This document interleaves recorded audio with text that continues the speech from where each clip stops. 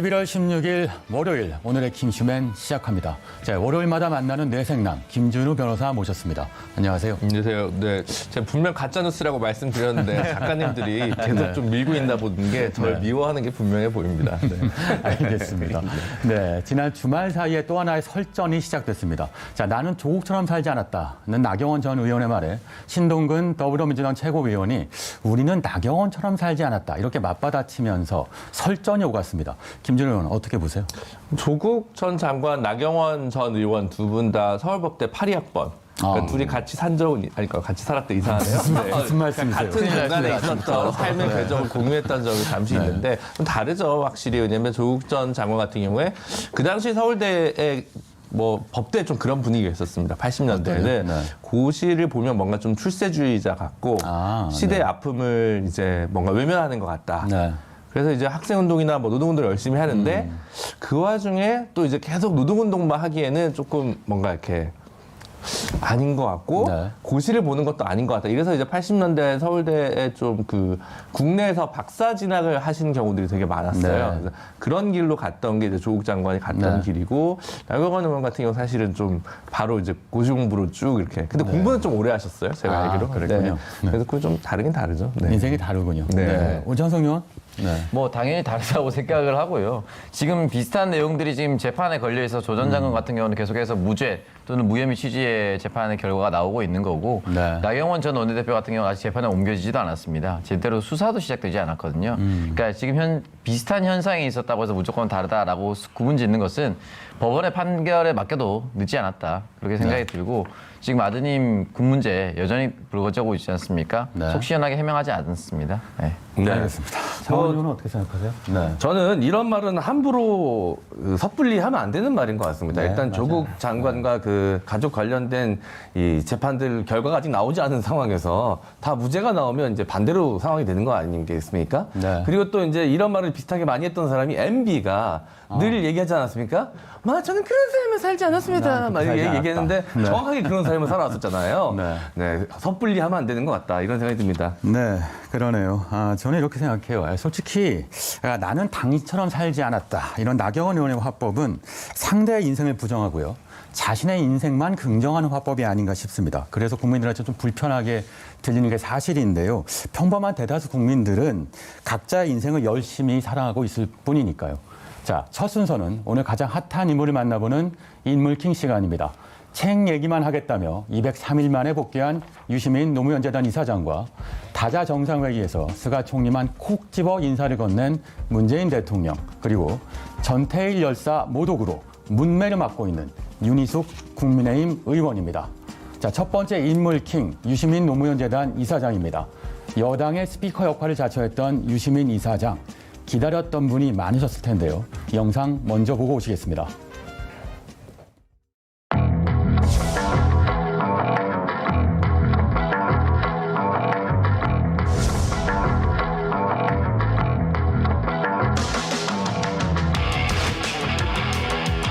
여러 각도에서 그 문제를 비평해 볼 수 있어요. 미일의 논리에 따르면 정당해요.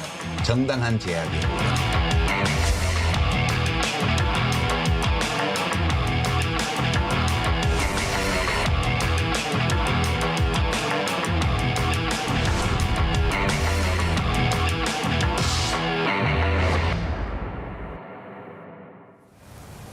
네, 유시민 이사장 돌아오자마자 화제의 중심에 섰습니다. 강력한 팬덤을 형성하고 있는 만큼 한마디 한마디가 주목을 받고 있는데요. 그러다 보니까 논란이 됐던 적도 여러 번 있었습니다. 한번 짚어주시죠. 네, 일단 강력한 팬덤을 형성하게 된 이유가 촌철살인 분석이라든지 사회 현안을 꿰뚫는 이제 시각이 뛰어나기 때문에 그렇겠죠.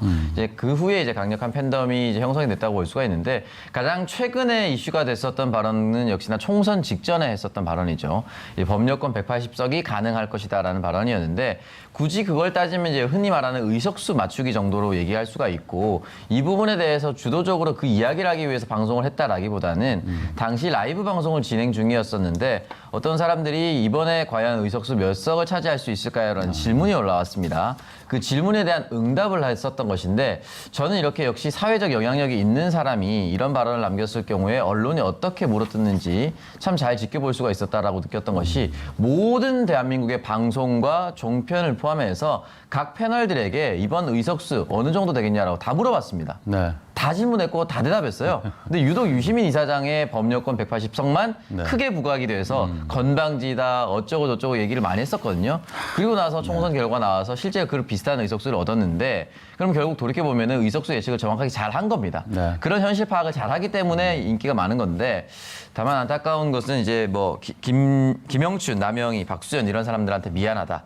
이런 이야기를 남기면서 스스로가 이제 알릴레오라는 시즌을 접게 되는 그런 상황으로 이제 가게 됐죠. 네, 제 기억에 오창석 의원이 유시민 이사장보다 먼저 180석 비슷한 이야기를 방송에서 했거든요.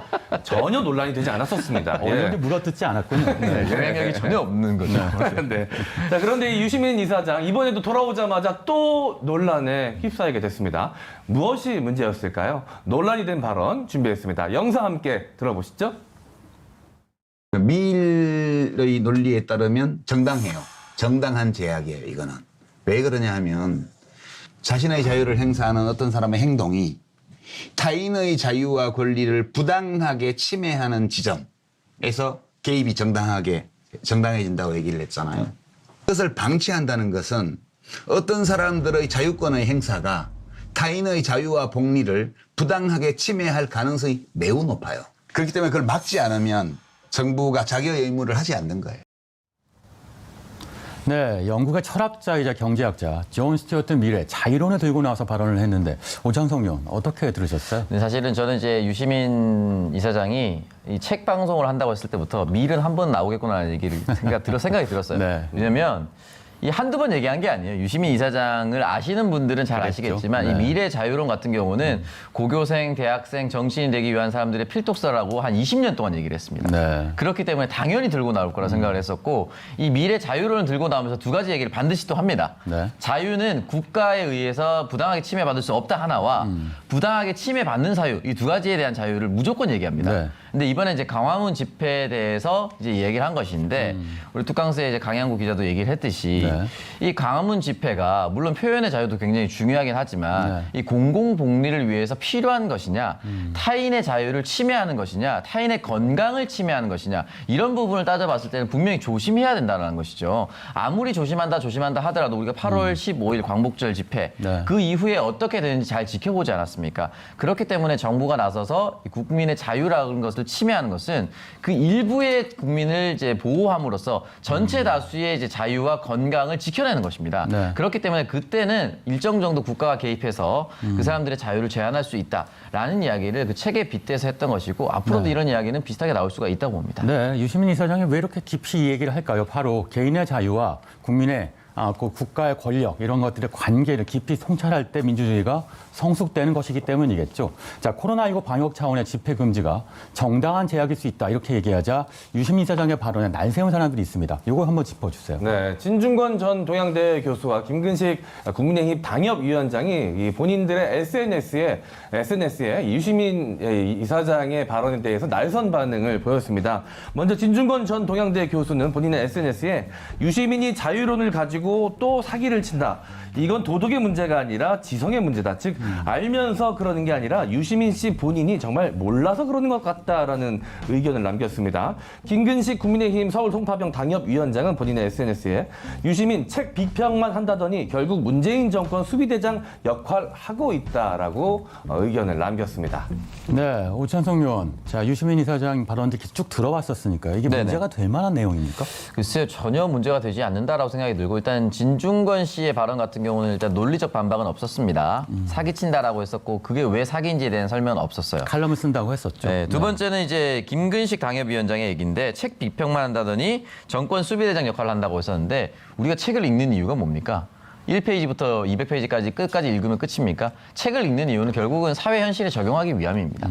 책을 쓰는 이유도 그렇고요. 책을 읽는 이유도 마찬가지입니다. 그러니까 책 비평은 현실 비평이 당연히 들어갈 수밖에 없는 내용인 것이에요. 네. 그렇기 때문에 책을 왜 읽는지부터 다시 한 번 더 생각해 볼 필요가 있고 결과적으로 이렇게 처음부터 끝까지 다시 돌이켜보면 문제가 될 발언은 없다라고 볼 수가 있습니다. 네, 그런데 사실 이미 유시민 이사장 지난 2017년 차기 정권에서 공무원이 아니라 범진보 정부의 어용 지식인이 되겠다 이렇게 얘기했었습니다. 유시민 이사장 발언 듣고 오시죠. 제가 진보 어용지식인이 되려고요.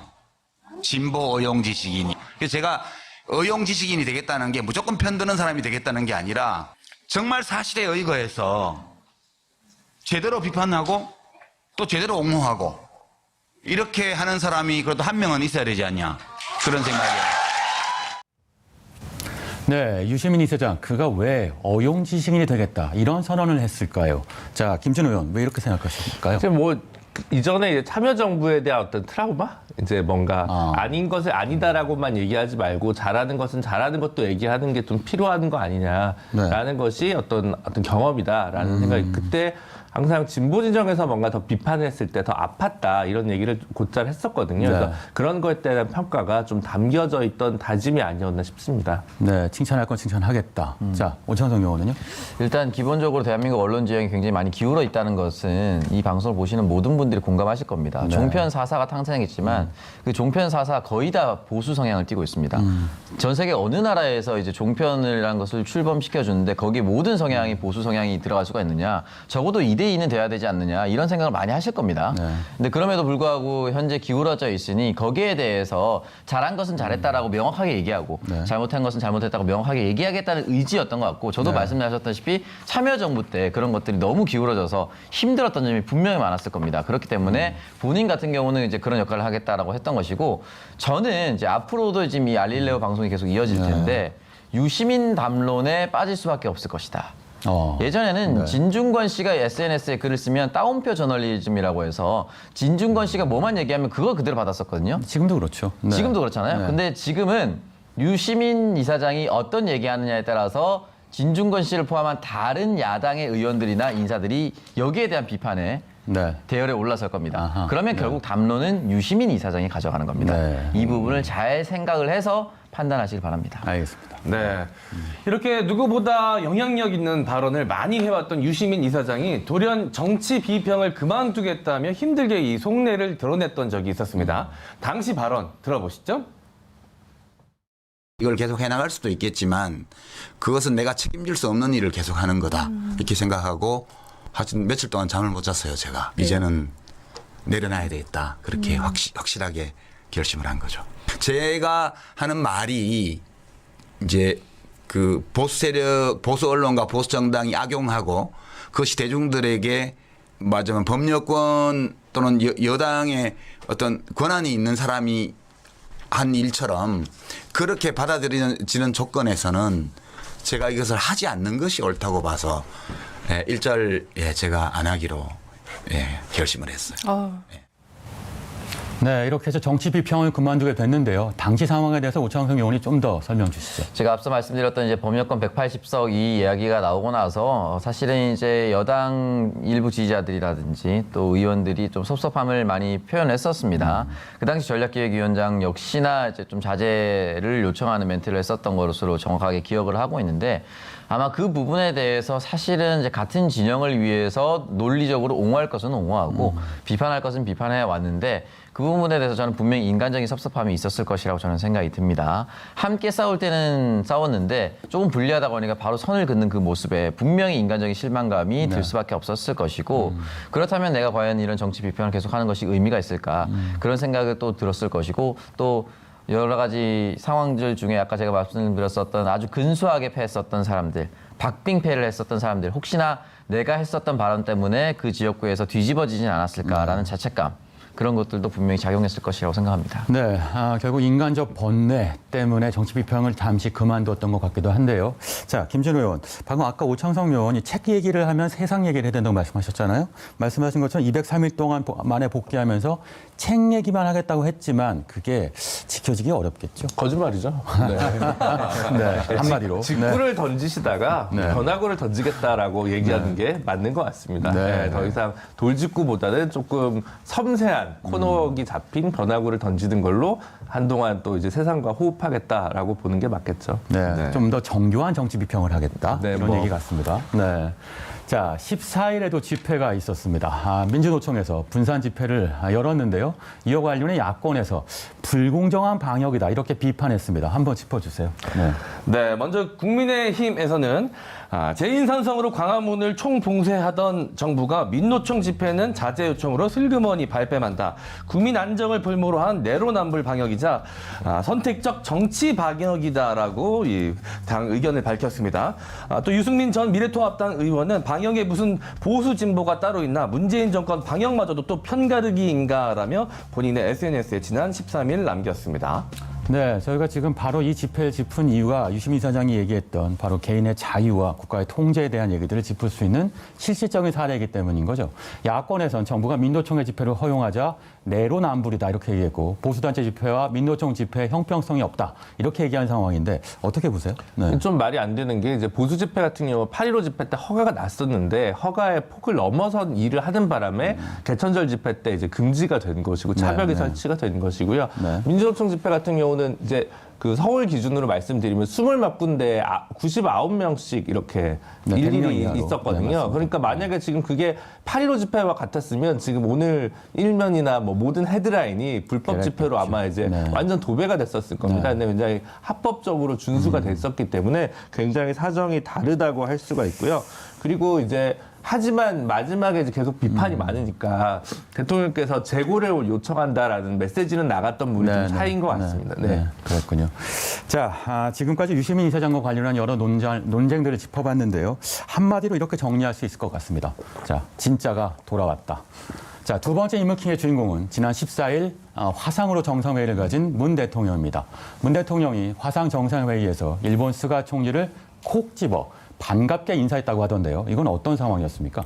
네, 문재인 대통령과 이 스가 요시히데 일본 총리가 이 공식 석상에서 처음으로 대면을 하게 됐습니다. 이 문 대통령은 이날 오후 이제 화상으로 진행된 제23차 아세안 플러스 3 정상회의에 참석을 했는데요. 얼마 전 이 취임한 스가 총리도 자리하게 되면서 자연스럽게 두 정상 간 만남이 성사가 된 것입니다. 지난 9월 스가 총리 취임 이후 두 정상은 이 서신 교환 및 이 정상 통화를 통해 교감을 쌓았지만 서로 얼굴을 온라인이긴 하지만 서로 얼굴을 마주보게 된 것은 이번이 처음인데요. 문재인 대통령은 의장님 그리고 각국 정상 여러분 특히 스가 일본 총리님 반갑습니다라고 스가 일본 총리를 콕 집어서 반갑다고 인사를 전했습니다. 네, 그렇군요. 자, 오찬성 의원님 반갑습니다. 네. 네, 콕 집어 이렇게 인사하면서 얘기하면 다음 멘트가 준비되어 있는 거죠. 두 분이 그동안 사이가 안 좋으셨다는 거죠? 네, 이걸 좀 풀어보려고요. 네. 보통은 그렇죠. 저도 이제 오창석 의원이 제가 내는 퀴즈를 매번 정답을 맞춰서 조금 얄미운 감정을 갖고 있거든요. 그래서 아침마다 아유 다들 반갑습니다. 창석이도 왔네.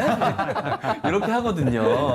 저는 개인적으로 그렇습니다. 예. 네, 이렇게 반갑게 인사한다고 하는 건 의미가 있다고 할 수 있겠죠? 짚어주세요. 네, 일단 사실 뭐 정치적인 상황에서는 이제 명분 쌓기가 굉장히 중요한 것인데 지금 동북아 정세가 바뀌고 있고 지금 미국 대선도 끝났기 때문에 모든 새로운 권력이 창출됐다고 볼 수가 있습니다. 사실 이제 스가 총리 같은 경우는 굉장히 돌발적인 변수에 의해서 선출이 되지 않았습니까? 미국 대선이야 정해진 시한 때문에 선거를 치른 건데 지금 아베 총리의 건강 악화 때문에 갑자기 치러진 선거지 않습니까? 그 부분에 대해서는 분명히 한일 정상이 달라진 상황에 대해서 대처를 해야 되는 부분이 있었고 저는 이 장면이 예전에 반대로 재현된 적이 있었습니다. 아베 총리가 박근혜 전 대통령에게 안녕하십니까를 약간 어눌하게 물론 정확하게 발음하기 힘들겠죠. 다른 나라의 말이니까 그렇게 해서 화해의 제스처를 했었는데 그때 박근혜 대통령은 중국 열병식 참여하고 일본이랑 파견한 선긋기하고 이랬었거든요.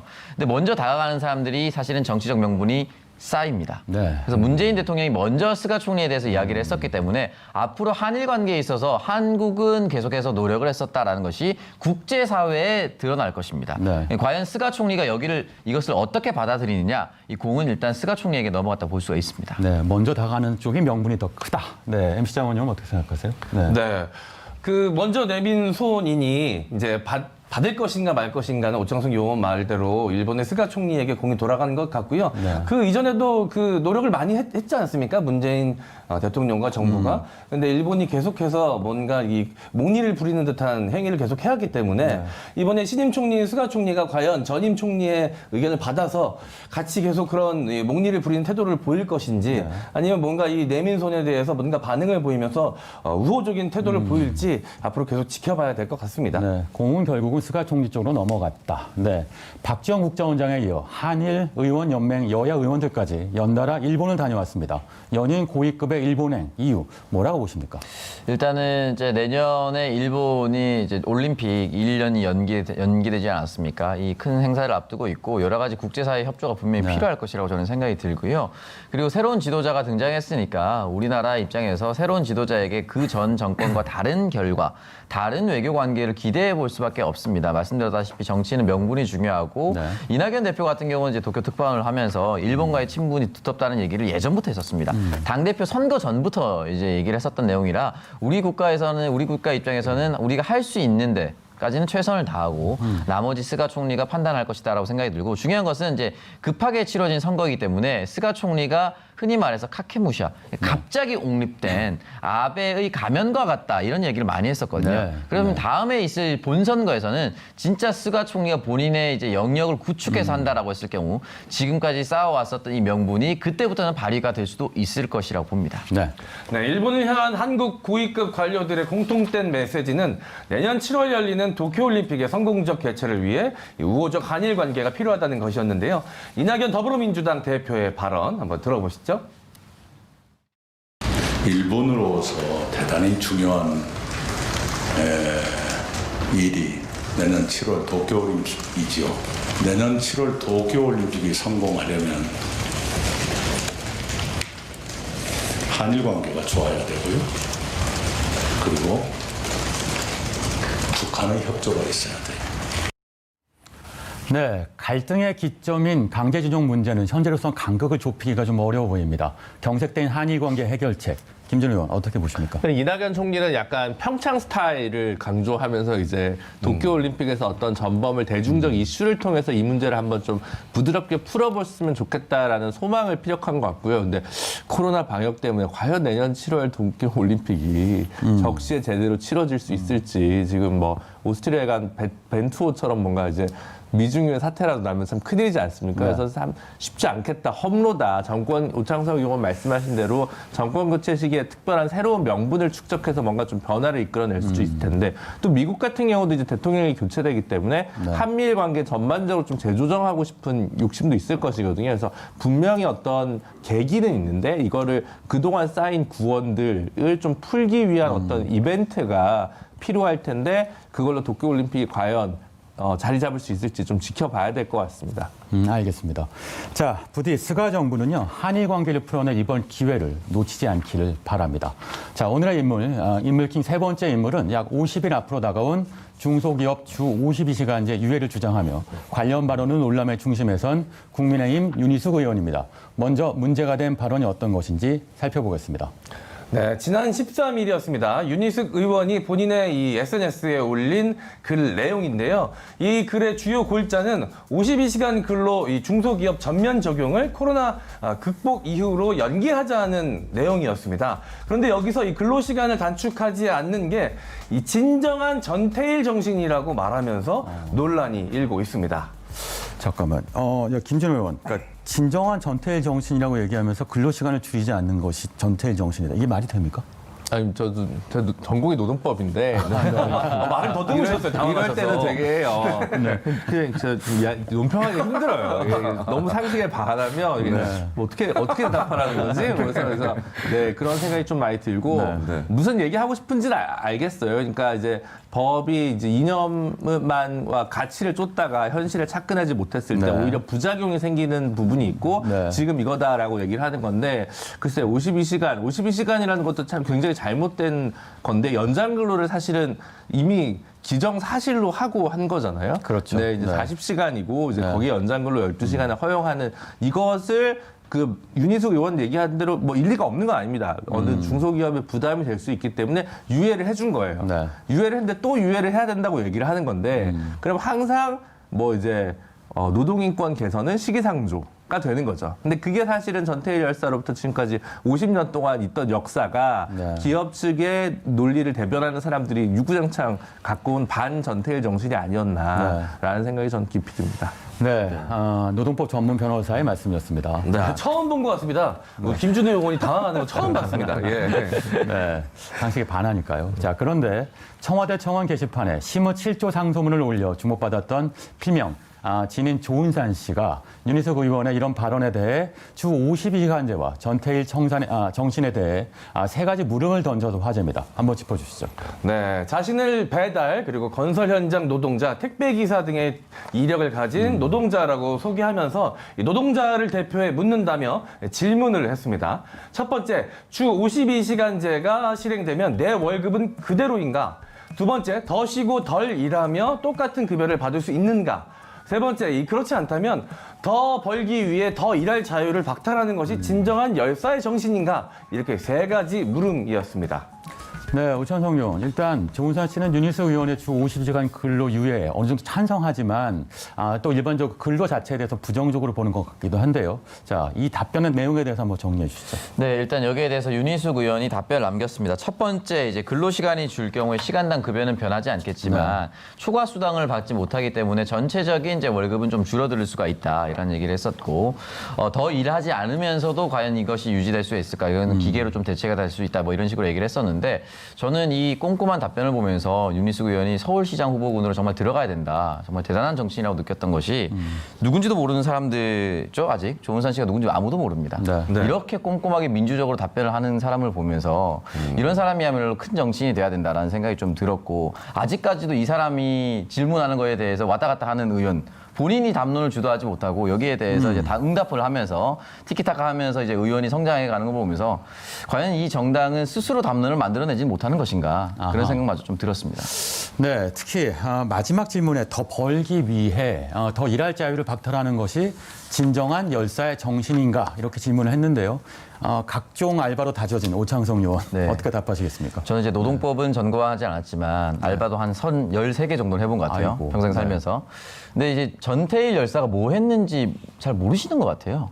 이 보면은 그 당시에 동일한 임금을 제대로 받지 못해서 네. 근로기준법을 준수하라고 얘기를 했었고 턱없이 많은 근로시간이 있었기 때문에 분신까지 감행했었던 전태일 열사에 대해서 네. 지금 지금 거의 반대로 얘기했거든요. 네. 거의 다 반대로 얘기를 했습니다. 근로시간과 소득을 주체적으로 결정하는 노동자의 자유가 없다라고 했었는데 이 이야기를 했던 것은 너무나도 많은 시간 그리고 거기에 비해서 턱없이 적은 임금에 대해서 얘기를 했었던 것인데 지금의 상황과 완전히 달라요. 네. 그러니까 이렇다면 더 아래에 있는 노동자에 대한 처우 개선에 대해서 얘기를 해야 되는데 이걸 같이 정부 정책을 비판하는 것으로 쓴다는 것 자체가 그냥 아전인수격의 논리밖에 되지 않는다라고 생각이 듭니다. 아전인수다. 네. 자, 결국 전태일을 인용한 본인의 주장이 틀리지 않았다고 재차 강조한 것으로 보이는데요. 장시간 노동과 비인간적인 노동 환경에 맞서 노동자의 권리를 찾기 위해 목숨을 바친 고 전태일 열사는 과연 어떤 생각을 할까요? 지금까지 인물킴이었습니다.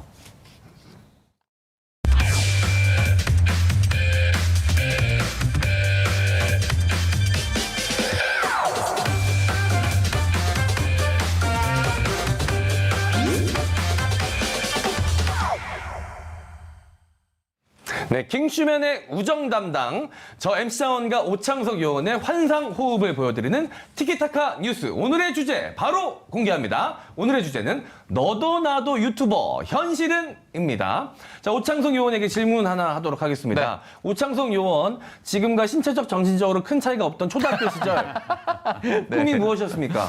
정말 저는 놀랍게도 초등학교 때부터 중3 때까지 제 장래희망은 대통령이었습니다.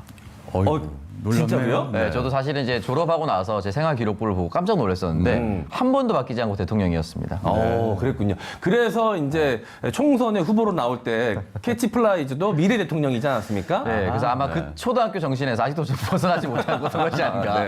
MU는 뭐였습니까? 네. 제 꿈은 공교롭게도 저도 아주 어린 시절부터 개그맨이 꿈이었습니다. 저는 모르고 있었는데 얼마 전에 초등학교 시절 이제 뭐 생활기록부 같은 게 집에 있길래 봤더니 개그맨이라고 적혀 있더라고요. 그래서 제가 꿈을 이룬 사람이었구나라는 생각에 좀 뿌듯해졌던 기억이 있습니다. 보통 이제 어린 시절 이 주변에서 보면 다들 뭐 의사나 과학자, 선생님이 되고 싶다던 친구들이 많았습니다. 그런데 요즘은 아주 많이 달라졌다고 합니다. 요즘 초등학생들의 장래 희망으로 급부상하고 있는 직업이 바로 이 유튜버, 인플루언서라고 합니다. 네, 그래서 어렸을 때부터 이 스마트폰을 다루는 방식이 굉장히 빨라졌다라고 볼 수가 있고요. 재밌는 영상이나 재밌는 사진 또는 재밌는 현장을 보면 꼭 동영상 버튼을 눌러서 이제 이제 영상을 촬영하는 그런 어린이들도 굉장히 많아졌다고 하고요. 좋아요, 구독, 알람을 눌러주세요. 이런 얘기가 네. 그냥 일종의 밈처럼 네. 동영상을 찍고 나면은 주변 사람들한테 모두 얘기하는 그런 현실이 됐다고 합니다. 네. 이 조회수가 많이 나오면 인기가 있다라는 방증이지 않겠습니다. 그래서 인기를 뒷받침해주는 이 좋아요, 조회수, 이걸로 또 돈을 벌 수 있기 때문인데요. 때문에 일부 미성년자들이 유튜브를 통해 이 폭력적이거나 선정적인 요소 등 이 자극적인 콘텐츠들을 마구 쏟아내서 문제가 되고 있다고 합니다. 얼마 전에 아주 충격적인 영상이 하나 올라와서 논란이 되고 있죠. 네, 맞습니다. 저도 이걸 보고 깜짝 놀랐었는데 조두순 만세. 네, 조두순 건들기만 해봐라고 하면서 제목이 조두순 아들입니다. 우리 아빠 건들지 마라. 라는 이제 영상이 올라왔었는데요. 네. 여기서 말하는 조두순은 아동 성폭력범 조두순을 말하는 겁니다. 이제 곧 출소를 앞두고 있는데 근데 중요한 거는 진짜 이 조두순의 아들이 맞느냐 네. 이걸 좀 확인해 봐야겠죠. 아닙니다. 예, 실제로 이 조두순은 자녀가 없습니다. 네. 자, 이 해당 영상을 올린 건 이 초등학생인 것으로 밝혀졌습니다. 초등학생 A군이었는데요. 이런 자극적인 제목과 내용, 높은 수위의 욕설로 조회수는 2주 만에 38,000회가 넘었다라고 합니다. 결국 조회수 때문에 이런 자극적인 컨텐츠를 거짓으로 올린 것이죠. 네, 말씀하셨다시피 이제 조회수에 눈이 멀어서 이런 자극적인 컨텐츠들을 이제 초등학생이나 어린이들이 이제 무차별적으로 올리고 있는데 네. 예, 선별이 안 된다는 것이 일단 첫 번째 문제고 두 번째는 또 유튜브 시장에서 이 뒷광고 논란 네. 한번 최근에 크게 불어닥치지 않았습니까? 이 네. 뒷광고 논란이 여전히 또 있습니다. 네, 말씀대로 얼마 전 크게 논란이 됐던 이 뒷광고, 이 뒷광고란 광고라는 사실을 숨긴 채 마치 자신이 실제로 구매한 물건처럼 내돈내산이라고 하죠. 홍보 영상을 찍어 구독자를 속이는 행위를 의미합니다. 네, 맞습니다. 일단 이런 소비자 기반 행위 때문에 공정거래위원회도 이제 칼을 빼들었다고 합니다. 네, 자세한 설명 좀 드리자면 내년부터 이 공정위는 인플루언서가 광고라는 사실을 알리지 않은 채 사용 후기 등의 콘텐츠를 제작해 수익을 올리는 이른바 뒷광고 표시광고법 위반 행위로 규정을 했습니다. 자, 이 SNS상 인플루언서의 부당 광고에 대한 상시 모니터링을 실시해서 위법 행위가 발견될 경우에 자율적으로 이 시정을 요구하고 시정이 안 될 경우에는 이 공정위에 통보돼 제재할 방침이라고 합니다. 네, 이제 이런 문제점들이 이제 계속해서 발생되고 있긴 하지만 여전히 이제 학생들뿐만이 아니라 직장인들 5명 중에 3명이 네. 유튜버를 꿈꾸고 있다라고 합니다. 네. 핫한 직업이라고 볼 수 있는데 우리 김준우 의원이 만약 유튜버를 한다면 어떤 걸 하시고 싶습니까? 아, 저는 안 하죠. 네, 그게 부동법 왜냐면 팟캐스트나 블로그 이런 거랑 달리 그 유튜브는 화면이잖아요. 화면이라는 건 정말 정직하게 제작비가 얼마나 들어가냐에서 때깔이 달라지기 때문에 저도 유튜브 방송 몇 개 출연해 봤는데 솔직히 이제 대한 언론에서 나온 방송의 조회수는 뭐 2천 이하고 유시민 장관의 그 알릴레오 저도 나가봤는데 그때는 몇십만이고 여기저기서 전화가 옵니다. 그래서 제가 중요한 게 아니라 어느 방송에 나가는 게 중요하구나라는 자신의 체급을 정확히 알고 있어서 아직 이런 무리수를 둘 생각은 없습니다. 네. 네, 다행이네요. 저도 혹시 한다를까 봐 걱정을 많이 했습니다. 자, 이렇게 유튜버에 도전하는 사람들이 늘어나면서 한 온라인 쇼핑몰 올해 1월부터 10월 영상 제작 용품 거래액이 전년 동기 대비 적게는 5%, 많게는 50%가량 늘었다라고 합니다. 네, 실제 이 중고마켓에서 유튜브 장비 관련된 검색을 하면 정말 많이 나오고 있는데 카메라와 마이크, 이 짐벌 등 필수 장비라고 할 수가 있겠죠. 근데 중고 시장에 너무나도 많이 쏟아지고 있다라고 합니다. 그 이유는 뭘까요? 네, 맞습니다. 바로 이 유튜브에 도전을 했다가 이 영상을 매일매일 올리는 일이 만만치 않기 때문에 결국 이 포기하게 되고 이 물품들을 이 쇼핑몰에 올리게 되는 것이죠. 이 구독자를 늘려서 수익을 올리는 일이 그야말로 하늘의 별 따기만큼 쉽지가 않습니다. 그렇다 보니 이 많은 유튜버들이 도전을 했다 포기하는 일이 다반사라고 합니다. 이 구입 장비들을 결국 이 중고 매물로 댓글로 올려서 쏟아지고 있는 것이죠.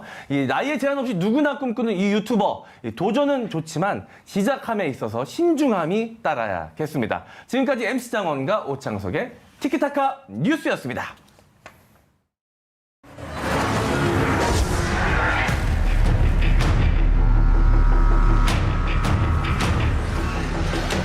총장이 그냥 마음 먹으면 그냥 집행하고 아무도 의견을 내지 않나요? 총장 주머니 돈처럼 아마 그렇게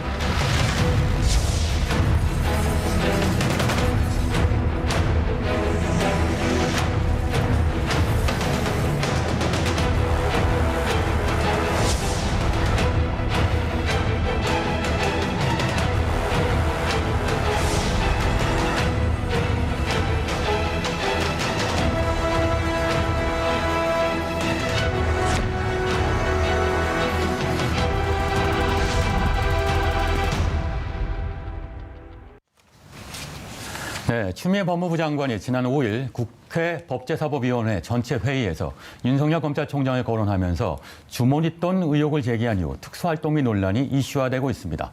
추미애 장관과 윤석열 총장의 특활비 공방, 일단 오창석 의원이 깔끔하게 정리해 주시겠습니다. 네, 추미애 장관이 여기에 대해서 이야기를 남겼었죠. 이제 특활비 관련된 내용이 전혀 이제 지출 증빙 내역이 없다라고 얘기를 했습니다. 사실 이제 특활비라는 것이 굉장히 명목상 정해져 있지 어디에 쓰는지 사실 그동안 잘 알 수가 없었고 그동안 이 특활비를 이용해서 흔히 말해서 사적으로 남용한 경우가 굉장히 많았었기 때문에 이 특활비라는 단어 자체가 굉장히 불편해졌습니다. 실제로서 지난 국회 때는 이제 국회의장의 특활비까지 사라지면서 이 투명성을 강조하고 있는데 올해 이제 검찰 전체 예산 중에 3% 정도라고 합니다만 94억. 그리고 내년에 이제 84억 정도가 배정이 됐었는데 윤석열 총장이 정치를 꿈꾸고 있고 이런 상황에서 혹시 개인적으로 쓰는 거 아니냐 이런 의심도 하고 있다라고 이제 추미애 장관이 얘기를 남겼죠. 네, 합리적 의심일 수도 있겠다 싶은데 추미애 장관이 불붙인 검찰 특수활동비 쌈짓돈 논란이 정부기관의 눈먼 돈 사용 관행 전반에 대한 점검 요구로 점차 확산되고 있습니다. 자, 일단 특활비라는 게 뭡니까? 또 왜 생겼습니까? 또 누가 이겼습니까?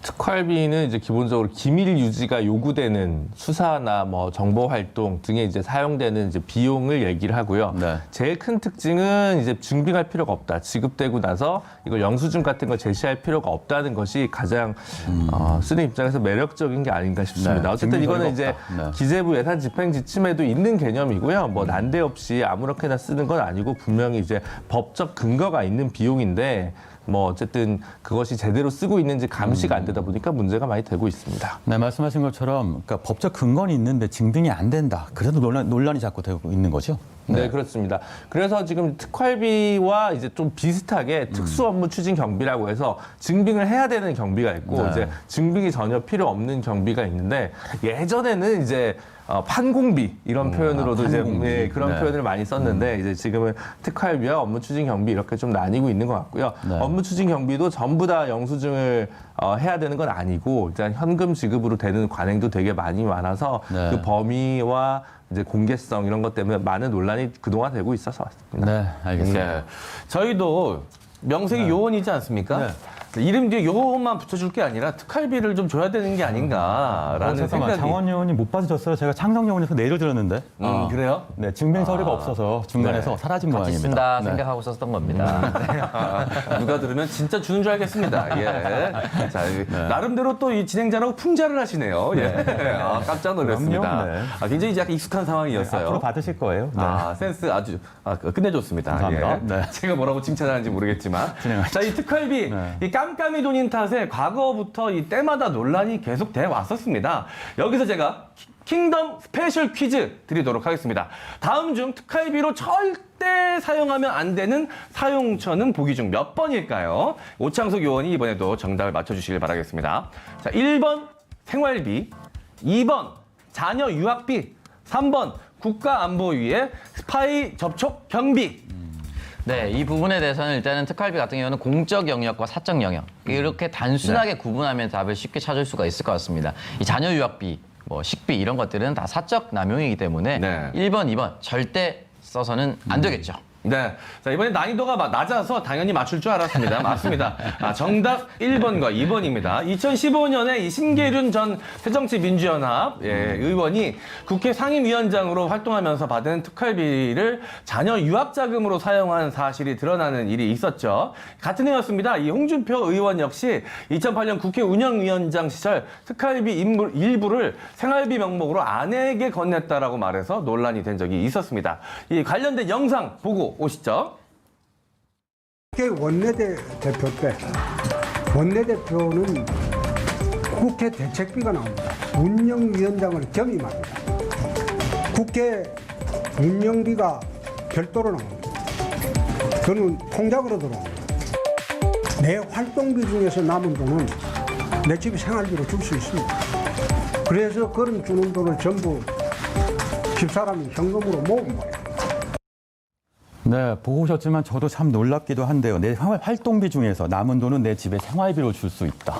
네, 이렇게 쓰면 처벌이 안 됩니까? 네. 처벌이 되는데 이제 처벌한 적이 없어서 너무 진실하게 이제 얘기를 하셨다가 아마 제가 알기로 홍준표 의원이 저 부분과 관련해서 나중에 좀 수정하는 의견을 소셜 미디어에 좀 게재한 것으로 알고 있습니다. 네. 그래서 기본적으로 근데 이제 이거와 관련해서 지금 횡령죄나 뭐 뇌물죄, 국고손실죄 등의 혐의로 이제 여러 가지 이제 수사와 재판이 이루어지고 있는 상황인데 아직 이제 대법원 최종적인 결과가 나오진 않은 상황이긴 합니다만 어쨌든 법적 처리는 충분히 받을 수 있다라고 말씀드릴 수 있을 것 같습니다. 네, 그리고 또 짚을 부분 중에 하나가요. 특수활동비 흑역사 이것만이 아니기 때문인 거죠. 본래 용도 외에 고위공무원들의 쌈짓돈 혹은 권력기관의 검은 돈으로 빈번하게 악용되고 유용되기 때문인 거죠. 네, 국민 여러분들께서 많이 들어보셨던 내용들인데요. 고위공직자들이 특히나 이런 특활비라든지 눈먼 돈, 쌈짓돈을 이제 쓰다가 적발된 적이 한두 건이 아닙니다. 먼저 2007년 5월이었죠. 김성호 전 법무부 장관이었습니다. 저녁 식사 600만 원 정도를 썼다라고 얘기를 하고요. 2009년 11월 김준규 전 검찰총장은 기자들에게 50만 원이 든 봉투를 돌렸습니다. 2017년 4월 이영렬 전 서울중앙지검장은 안태근 전 법무부 검찰국장과 함께 돈봉투 만찬을 즐겼습니다. 그러니까 후배들에게 막 100만 원씩 전달했었다라는 것이죠. 2017년 4월입니다. 장진수 전 국무총리실 공직윤리지원관 주무관실에서는 매달 최대 200만 원씩 이영호 전 비서관 등 청와대 고용노사비서관실에 상납했었다라고 또 폭로를 하기도 했었습니다. 네, 말씀하신 것처럼 한두 건이 아니군요. 자, 특히 특수활동비의 핵심은 국가정보원이라고 해도 과언이 아닐 겁니다. 자, 매년 전체 특수활동비의 절반 이상을 국정원이 사용하기 때문인데요. 국정원의 특수활동비 내산은 세부 내역을 알기가 힘든 데다 그마저도 국회 정보위원회에서 비공개로 결산이 이루어집니다. 사실상 그래요. 알 수 없는 깜깜이 예산이라고 할 수 있죠. 네, 맞습니다. 이제 특활비 얘기가 나오면 꼭 따라붙는 단어가 이제 밀행성인데 아까 저희가 킹덤 퀴즈에서도 풀었었지만 이제 국가 정보를 위한 이제 스파이를 접촉한다든지 이렇게 은밀하게 대정부 그리고 대첩 활동을 할 때는 좀 필요하기도 합니다만 중요한 것은 이럴 때 쓰지 않았다라는 것이죠. 2013년입니다. 국정원 여직원 김모 씨 관련된 내용이 있었습니다. 댓글 작업에 동원된 알바에게 월 280만 원씩 총 3천여만 원을 지급했었던 것이 드러났었고요. 2012년에는 컴퓨터와 스마트폰을 해킹해서 실시간으로 교감청할 수 있는 프로그램을 구입하는 데 또 돈을 썼다는 것이죠. 정부 국민의 개인정보 침해 요소가 있던 부분입니다. 네, 사용의 밀행성은 인정할 수 있습니다만 정산의 밀행성까지 보장해줘야 될까요? 자, 국정원의 특활비가 대규모 비리 사건으로 이어진 일도 많았습니다. 특히 박근혜 전 대통령에게 이런 혐의가 있었죠. 네, 대표적인 사례인데요. 이제 박근혜 정부 당시에 국정원장을 재임했던 남재준 원장, 이병기 원장, 이병호 원장이 모두 이제 특활비를 정기적으로 청와대에 이제 보냈는데요. 총 33억 원이군요. 네, 그 비용이 이제 차츰 올라갔어요. 이제 청와대에서 계속 더 보내라 이렇게 얘기를 하면서 이제 전반적으로 받아가는 액수도 늘어났고 이것 때문에 이제 세 분 다 현재 재판을 받고 있는 상황입니다. 다만 아까 말씀드렸다시피 이제 뇌물죄, 그다음에 국고손실죄, 횡령죄 등의 이제 혐의들이 이제 적용이 됐었는데 이제 1심, 2심 대법원 조금씩 지금 견해가 다르고 파기환송심으로 다시 내려가서 지금 고등법원에서 다시 재판이 진행 중이기 때문에 이와 관련된 구체적 법리는 마지막에 한번 제3고심까지 기다렸다가 한번 정리해드릴 기회가 있을 것 같습니다. 네. 어쨌든 지금 이름 자체가 또 안보기로까지 바꾸어졌잖아요. 이것도 한번 짚어주세요. 네. 그러니까 이제 국정원에서는 더 이상 이제 특활비라는 표현을 안 씁니다. 그러니까 이제 안보비라는 표현으로 2018년에 변경되었고요. 그러니까 특활비라는 게 국정원이나 정보기관만 쓰는 게 아니라 청와대도 특활비가 있고 국회도 특활비가 있고 모든 정부 부처가 특활비가 있는데 이제 이 가운데서 이제 가장 그 비중이 큰 게 기존에는 이제 국정원이었던 거죠. 네, 국정원이 이제 그렇죠. 특활비에서 안보비로 완전히 이제 법 이름은 바뀌었으니까 네. 특활비를 특활비라 부를 수 없게 됐다고 할 수 있습니다. 알겠습니다. 자, 이어서 박근혜 탄핵 국면 때 국정원뿐만 아니라 청와대, 국회, 법무부, 검찰 등 주요 국가기관에서 영수증 없이 세금을 쓸 수 있다는 사실이 널리 알려지게 됐습니다. 결국 특활비를 폐지, 축소해야 한다는 여론이 힘을 얻게 됐는데요. 그러면서 2018년 국회가 국회의장단 몫의 일부를 제외한 특수활동비를 전면 폐지하게 됐습니다. 이거 한번 짚어주세요. 맞습니다. 2017년 이 국정원 청와대 특활비 상납 의혹이 커지자 이듬해 7월이었습니다. 당시 문희상 국회의장은 대명천지의 깜깜한 돈, 쌈짓돈이 있어서는 안 된다라면서 국회 특활비 폐지를 추진하겠다라고 공개 발언을 했었습니다. 이후 여야는 이 국회의장단 목 일부를 제외한 특활비를 폐지하기로 합의를 했고요. 그 결과 2018년 62억 7,200만 원이었던 특활비는 2019년도 예산안엔 9억 8천만 원으로 84.4% 줄었습니다. 2020년에도 9억 8천만 원 정도로 같은 수준을 유지했었는데요. 그런데 이 대신 이 업무 추진비가 좀 늘어났습니다. 네, 특활비 문제 얘기할 때 이런 걸 짚을 수밖에 없겠는데 결국은 이 쌈짓돈 마성에 중독된 공직사업의 도덕 불감증 때문이 아닌가 싶은데 어떻게 보십니까? 근데 이제 차이가 좀 있는 부분이 있어요. 예전에는 나쁘게 얘기하면 직책수당 비슷하게 좀 지급이 됐었습니다. 80년대까지는 공무원 월급이 상대적으로 좀 적었고 그래서 오히려 부정부패나 뇌물에 좀 쉽게 취약해지는 경향이 좀 있었습니다. 근데 이제 90년대 후반 2000년대 되면서 좀 공무원 급여는 현실화가 됐기 때문에 그런 문제가 사라진 상황에서 이 정당성도 좀 잃어버렸는데요. 네. 예절 같으면 기관장이 관내에 있는 모든 경조사반 돌아다녀도 이게 문제가 되는 이제 꽃 몇 개 보내도 이게 문제가 되는 이제 그런 좀 있었고요. 어쨌든 그래서 그리고 이제 기업에 오히려 그러면 식사를 하게 되면 기업의 협찬이나 이런 걸 통해서 식사를 제공받는 것들이 오히려 늘어날 수 있기 때문에 네. 어느 정도 범위에서는 좀 필요하다. 그래서 지금 이 정부에 들어서 보면 특활비 자체는 1,800억인가 이제 줄었는데 네. 이제 국정원 빼고요. 네. 근데 이제 업무 추진비가 한 1,500~600억 좀 늘었을 겁니다. 늘었죠. 그러니까 네. 전반적으로 보면 한 200~300억 정도 준 건데 물가 상승이나 이런 거 비교하면 그래도 어느 정도 가닥은 잘 잡아가고 있는 게 아닌가라는 생각이 좀 듭니다. 네, 오창석 의원 어떻게 보세요? 일단 결국은 이 부분에 대해서 이제 불감증이 짙어졌다라고 볼 수밖에 없는 것이 다시 말씀드리자면 특활비 핵심은 이제 공적으로 쓰는 것이냐 사적으로 쓰는 것이냐 이 부분이 가장 중요하다고 생각을 합니다.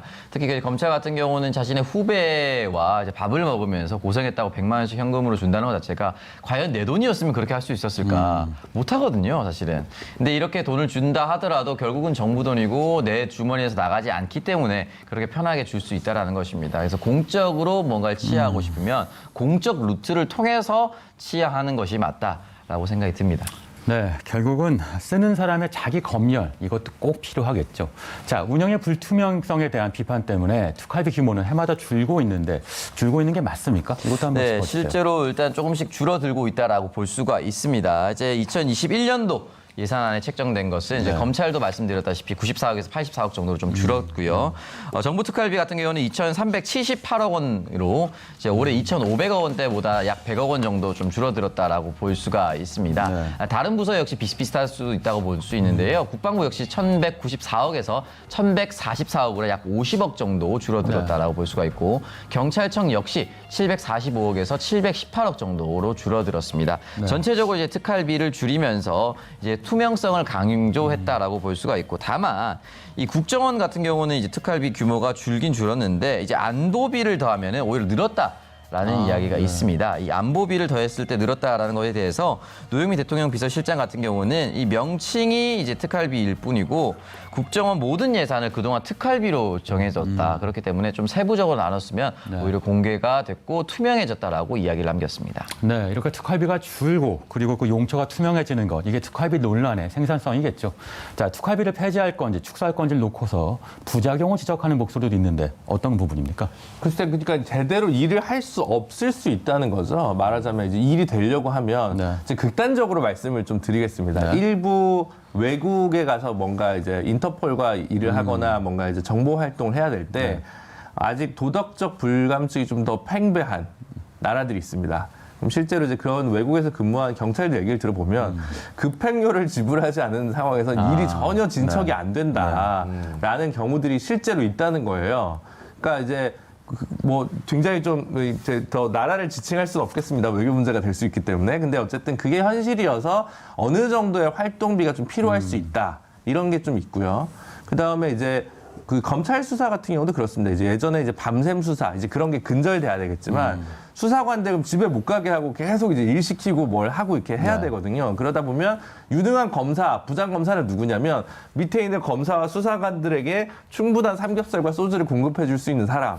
이게 실제로 그랬거든요. 그러다 보니까 그 친구 뭐 변호사나 이런 사람들한테 뭔가 뒷봉투를 받아서 뭐 대가성이 있는 게 아니라 그거를 진행 경비로 쓰던 관행들이 있거든요. 이제 그런 것들이 사실은 뭐 어떻게 보면 굳이 삼겹살을 먹어야 되냐 뭐 이제 이렇게 여러 가지 이제 뭐 이슈가 있을 수 있겠습니다만 하던 관행들이 있으니까 유능한 검사가 수사를 잘하는 검사가 아니라 회식비를 문제 없이 조달하는 검사였던 관행들도 있었습니다. 이제 그런 관행들이 한 큐에 바뀌지 않다 보니까 생기는 우려가 아닐까라는 생각이 듭니다. 알겠습니다. 자, 오늘 특활비가 뭐길래를 주제로 얘기 나눠봤습니다.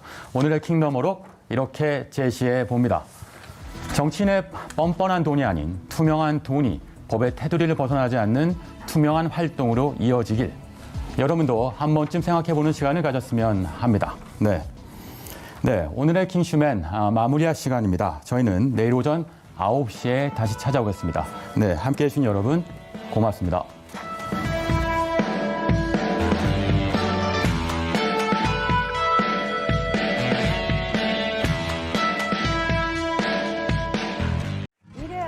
일해야 돼 이제. 일하죠. 일은 끝이 없어요. 저요?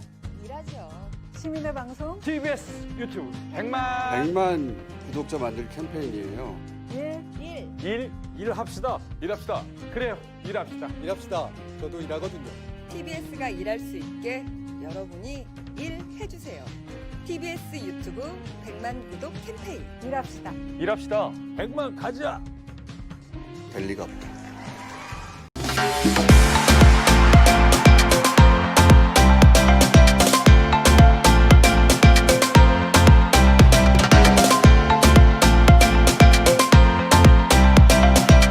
TBS